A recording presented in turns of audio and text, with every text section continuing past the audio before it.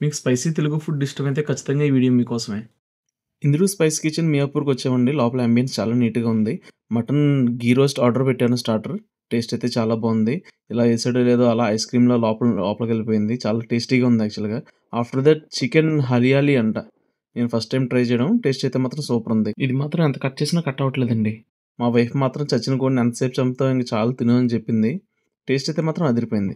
దాని తర్వాత వెంటనే రాగి సంగటి, నాటుకోడి పులుసు వచ్చిందండి. దాన్ని చూస్తుంటేనే మౌత్ వాటరింగ్. అలా ప్లేట్‌లో వేసిన వెంటనే చాలా వేడిగా ఉందండి. పొగలొచ్చేస్తుంది. మధ్యలో ఏలు పెట్టి అలా హోల్ పెడితే, ఆ మధ్యలో నాటుకోడి పులుసేసాడు. చూడండి ఎంత క్రీమీగా ఉందో అసల. బ్యూటిఫుల్ అసల.